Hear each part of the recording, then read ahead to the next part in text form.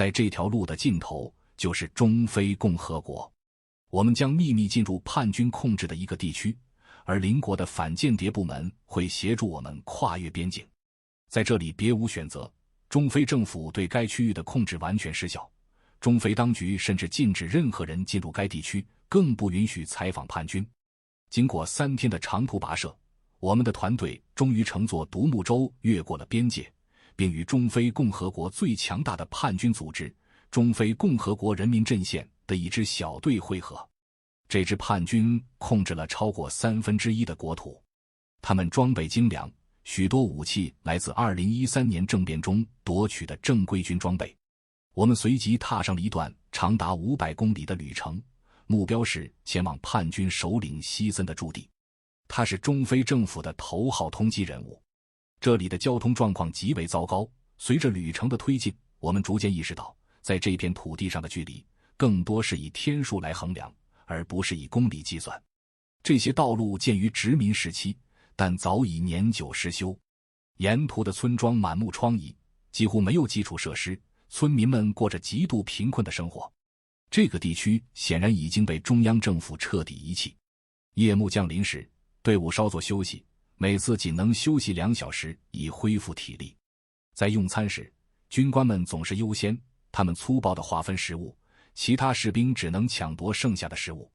简单的晚餐之后是发放报酬的时刻，每名士兵能领取4000非洲法郎，约合6欧元，用以执行10天的任务。这意味着每天的报酬不足1欧元。即便如此，这些士兵仍然得继续前进，而我们距离目的地还有5天的路程。中非共和国的国土面积相当于法国、比利时和瑞士的总和，但全国只有约450万人口。北部以稀树草原为主，居民大多是穆斯林牧民和商人；南部则以热带雨林为主，主要生活着以农业为生的基督徒社区。这2个主要群体之间的矛盾长期无法调和，社会内部的对立与冲突使国家始终无法稳定。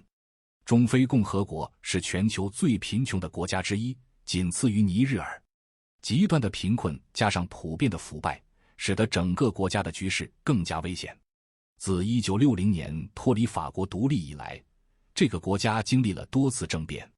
最近的一次是在2013年，由北方叛军发动，内战随之爆发。尽管法国随后发动了红雀行动进行干预，但在2016年撤军时声称局势已稳定，并将维和任务移交给联合国。然而，联合国部队始终难以真正维持秩序。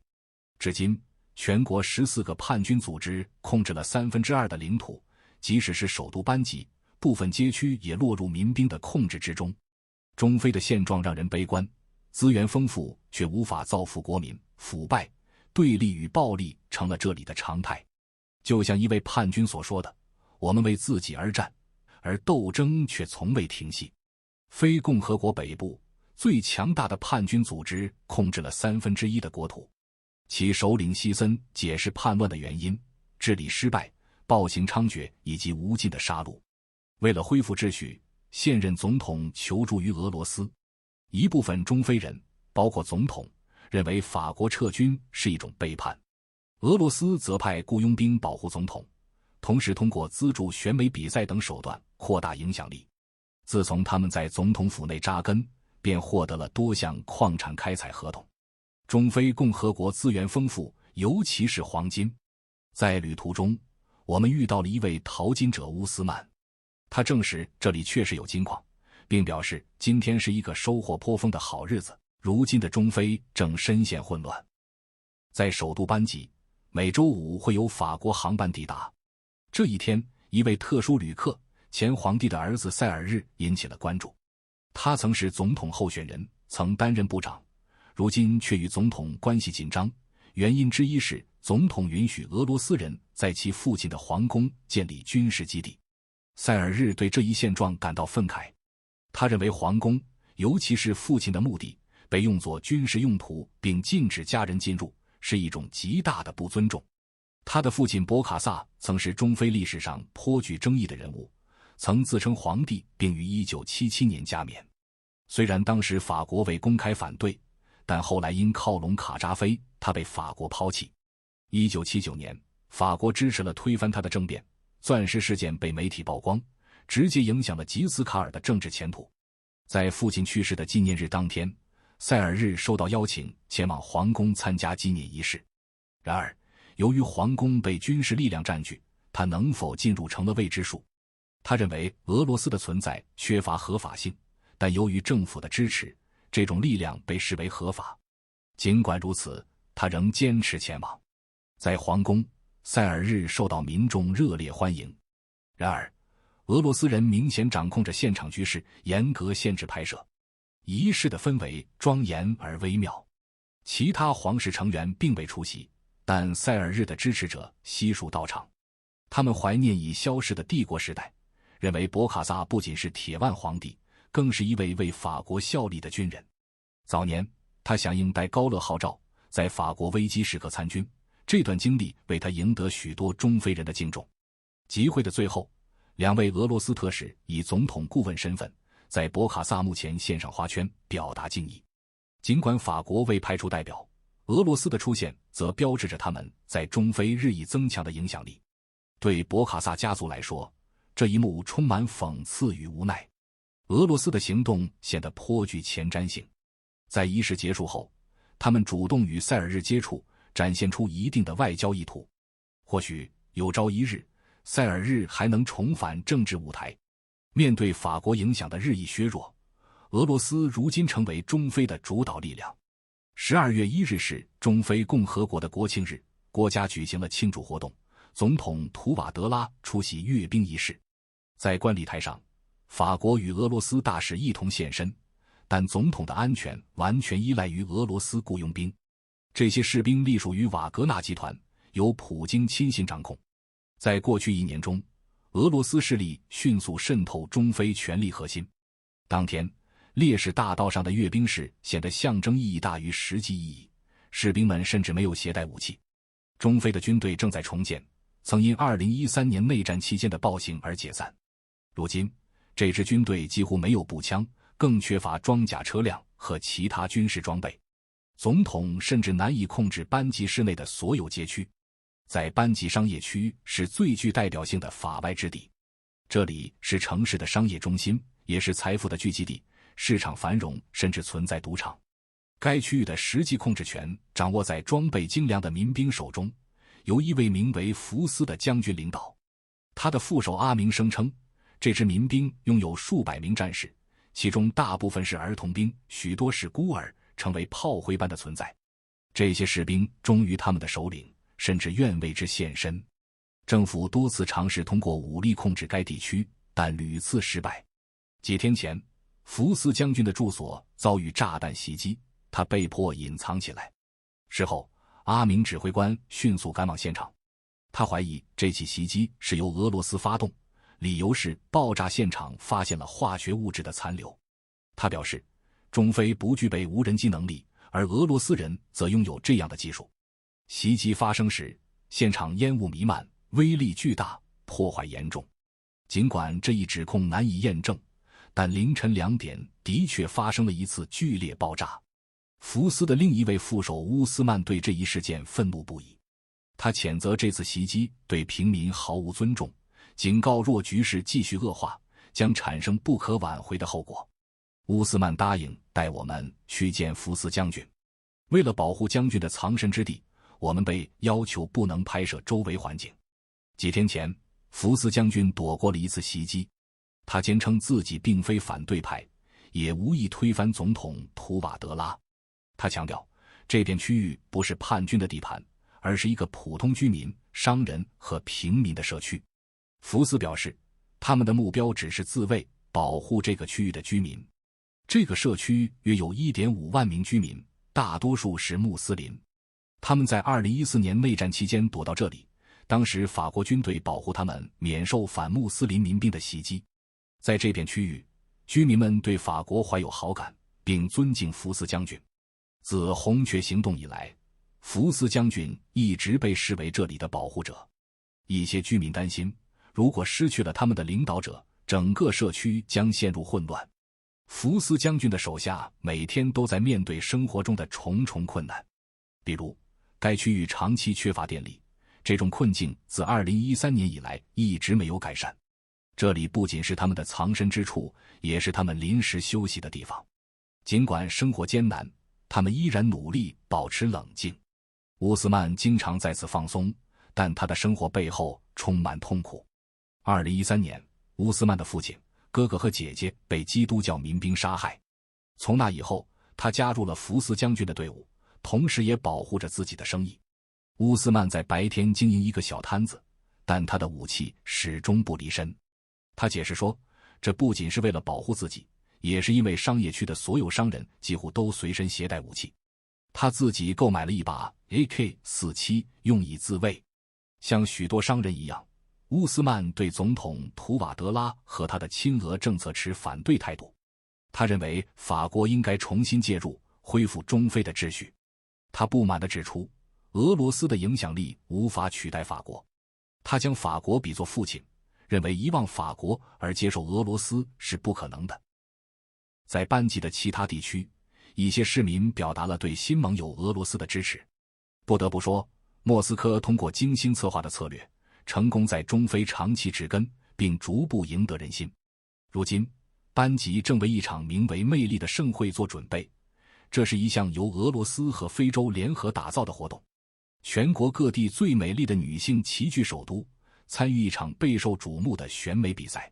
这次比赛的决赛选手共11名，年龄在18至25岁之间，他们大多来自中非的上流社会，将共同角逐中非小姐的荣誉称号。其中，来自班吉的选手夏琳表现得尤为自信，早已为自己规划好未来的道路。为什么我认为自己会成为中非小姐？因为我有这个潜力。夏琳今年23岁，是一名管理专业的学生。在比赛前的最后时光，她一直住在比赛安排的宿舍中。尽管比赛临近让她感到压力，但即将结束的等待也令她稍感轻松。她坦言，在宿舍住了2周，我非常想念家人，明天就可以离开这里，回归日常生活了。在出发前往比赛场地之前，选手们聚在一起进行祈祷，并特别为中非当前的国际局势表达了祝愿。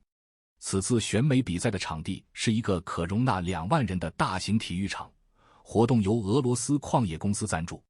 这家公司由普京的亲信掌控，是俄罗斯在中非的重要经济势力之一。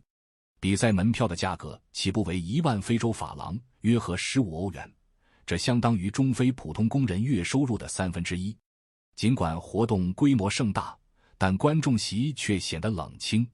距离演出开始还有2小时，场馆内依旧空荡荡的。这种状况持续到晚会开始。晚上 VIP 区仅有不到100名观众，主要是班级的上流社会成员。总统的妻子布里吉特在蓝盔部队护送下到场，赢得了热烈欢迎，成为焦点之一。2013年，俄罗斯小姐阿卜德拉扎科娃作为特别嘉宾乘坐私人飞机抵达班吉，为此次选美比赛增添了国际化色彩。她的到来象征了俄罗斯与中非之间的特殊合作关系。活动开场时，她特别强调，美丽不仅仅是外在的表现，更是内心的感受和彼此的联系。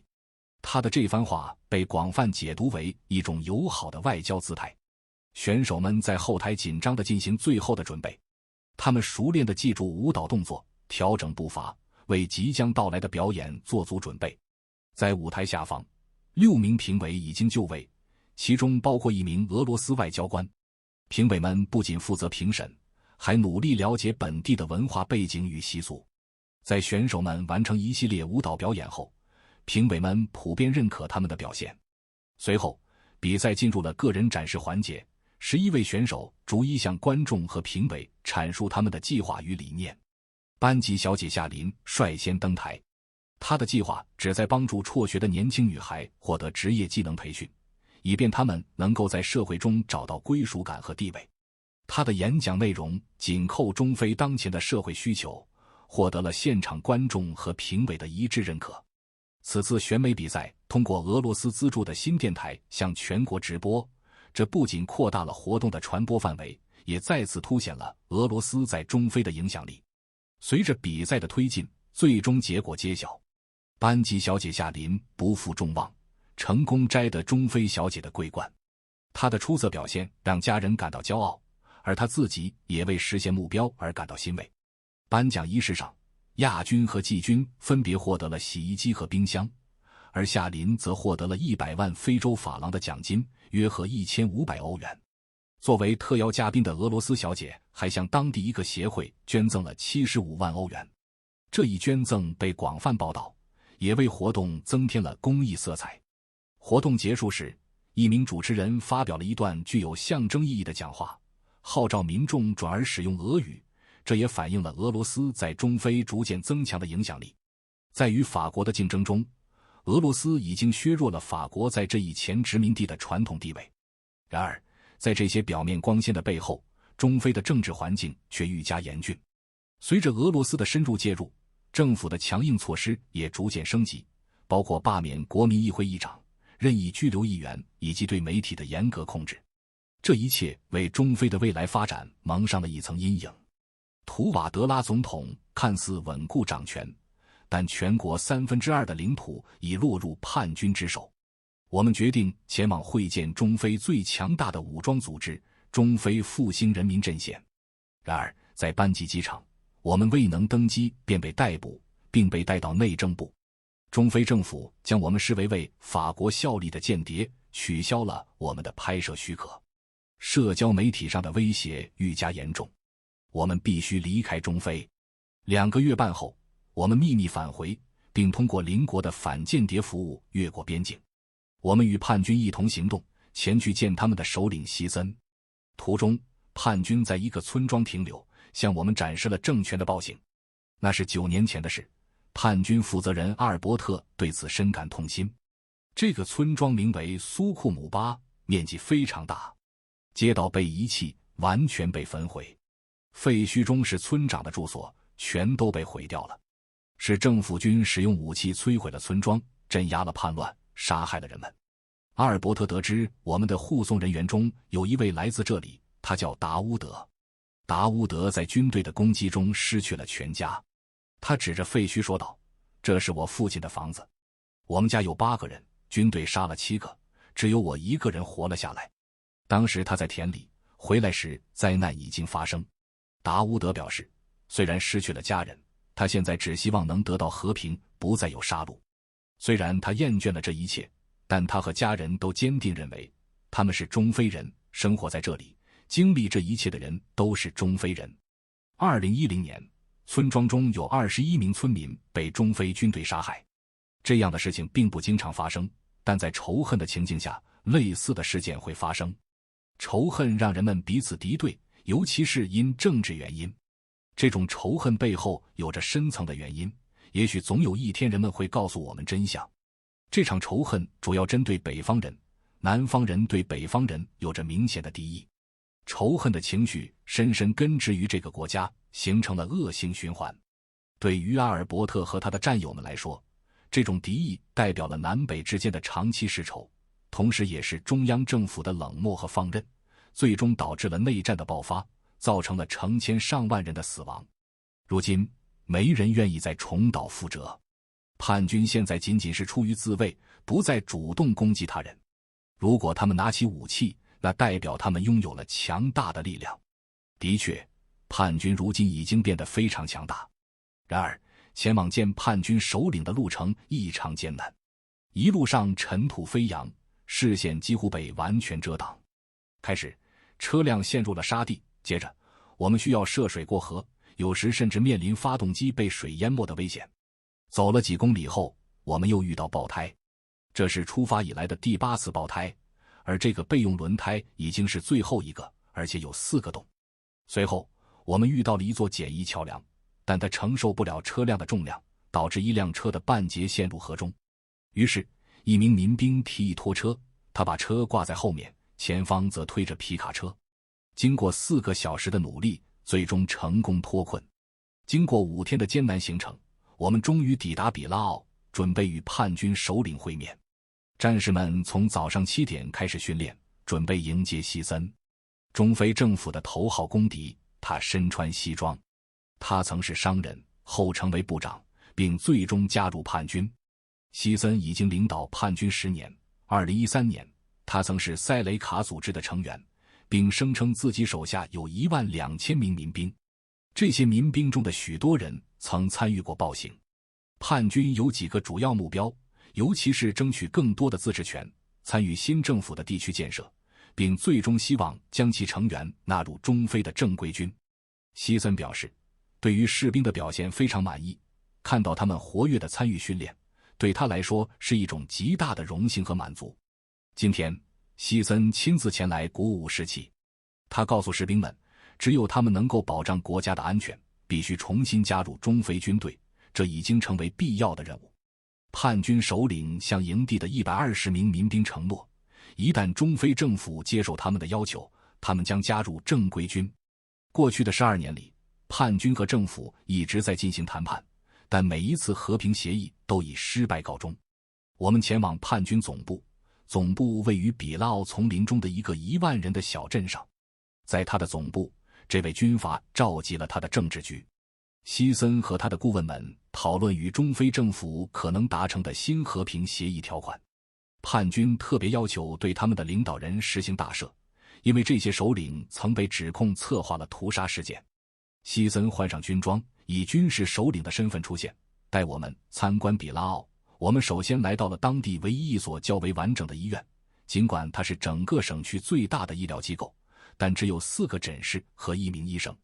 医院的情况非常严峻，医生不能生病，因为一旦他们生病，医院就无法运作。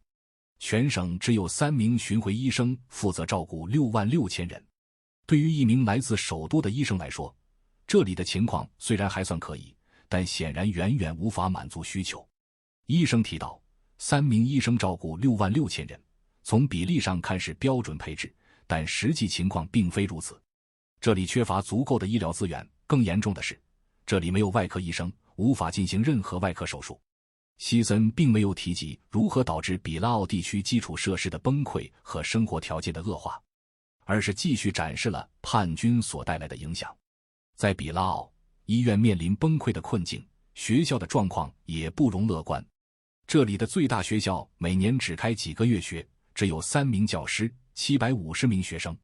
更为严重的是，这些教师并非国家公务员，他们的工资是由希森创建的平行行政机构支付的。为了筹集资金，叛军对从苏丹进口的货物征税，还在本地市场征税。每个商人每个季度要交15万非洲法郎，约230欧元。法杜尔是负责征税的人员，他会提前通知商人税务事项，第2季度的税务从3月5日开始生效。这些税款主要用于购买民兵的食物，作为交换，民兵会保护商人的财产。叛军控制着城市及市场中心，商人因此依赖他们的保护。尽管如此，叛军的收入仍然十分有限，因为他们还无法在所有控制的地区征税。一些地区因地形复杂而难以进入，但这些地方却蕴藏着丰富的自然资源。在北方地区，金矿和钻石储量尤为丰富。然而，当前从事矿山开采的中非居民并未向政府缴纳税款。经过半天的颠簸，我们终于抵达距离比拉奥仅25公里的一个金矿。这个偏远的营地坐落于森林深处，约有100名淘金者及其家人生活在此。戈尔迪尔营地内设施简陋，仅有一家杂货店、一间简陋的酒店和一间服装店。这里的物价高昂，例如一条普通裤子售价约3000非洲法郎。营地内还有一家肉铺出售油猪肉，但最热闹的地方是中心的小酒馆。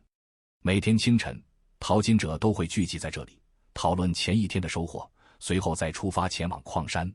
尽管淘金者往往低调地描述自己的收获，但从日常消费品的价格来看，这里的经济活动相对活跃。比如，一杯咖啡售价高达500非洲法郎，约合 0.8 欧元。酒馆老板乌斯曼不仅经营咖啡馆，同时也是一名淘金者。等最后一批顾客离开后，他便关上店门，前往自己的金矿。乌斯曼的矿区位于河床，开采深度不超过50厘米。尽管开采并不深入，但矿区湿滑，行走起来十分困难。这里的淘金方式相当简陋而环保，没有使用汞或机械设备，而是用切成条的香蕉树干来捕捞金子。工人们将这些树干覆盖在筛子上，通过流水过滤沙子。由于金子的密度大于沙子，金片会沉积在筛孔中。经过3个小时的洗沙和手工分离，最终得到了结果。乌斯曼在这一个上午提取了3颗金子，这在拥有成千上万座小矿山的地区并不罕见。这些金子在当地市场上的价值约为9000非洲法郎，相当于14欧元。这一收入相当于首都班级普通劳动者10天的工资。对于乌斯曼来说，这无疑是一个不错的早晨。而这些金子经过中间商的转手后，在国际市场上的售价会达到7倍之多。这种收益与资源分配的不平衡，映射出当地淘金行业的巨大经济潜力与问题所在。在这片充满冲突与挑战的土地上，中非共和国的未来依然充满不确定性。尽管资源丰富，但政治动荡、腐败与暴力使得这些宝贵财富未能造福民众。外部势力的介入使得局势更加复杂化。而在这片贫困与动荡交织的土地上，像乌斯曼这样的普通人仍在为生存与希望而不断挣扎。尽管前路艰险，他们依然不放弃追求更好的未来。在这个充满矛盾的国家，是否能找到一条通往和平与发展的道路，仍然是一个悬而未决的命题。